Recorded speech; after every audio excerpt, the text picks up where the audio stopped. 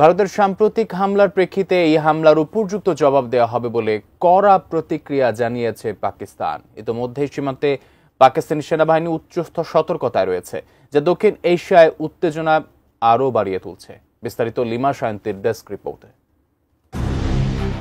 পাকিস্তানের কয়েকটি স্থানে মঙ্গলবার মধ্যরাতে ক্ষেপণাস্ত্র হামলা চালিয়েছে ভারতের এই আগ্রাসনের জবাব কূটনৈতিকভাবে নয়, যথাযথ সময় ও স্থানে সামরিকভাবে দেবে বলে জানিয়েছে পাকিস্তান।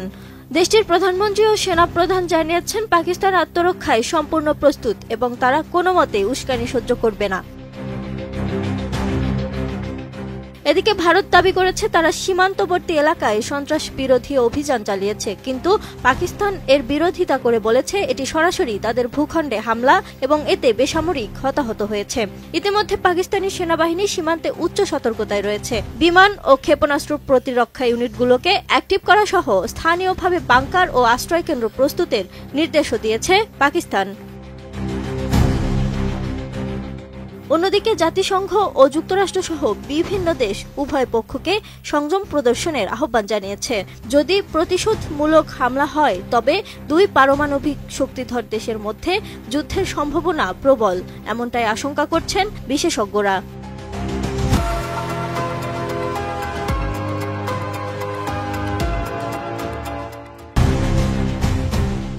বিষয়টি নিয়ে পাকিস্তানের প্রতিরক্ষা মন্ত্রী খাজা আসিফ ARY নিউজকে বলেছেন, দেশটির বেসামরিক এলাকায় হামলা চালানো হয়েছে। কাপুরুষেরা তাদের নিজস্ব আকাশসীমা থেকে এই হামলা চালিয়েছে, আর কখনোই তাদের ঘর থেকে বের হয়নি। এমতো অবস্থায় ভারতকে নিজেদের আকাশসীমা থেকে বেরিয়ে এসে হামলা চালানোর আহ্বান জানিয়েছে পাকিস্তান। তবেই এর সমুচিত জবাব দেবে পাকিস্তান।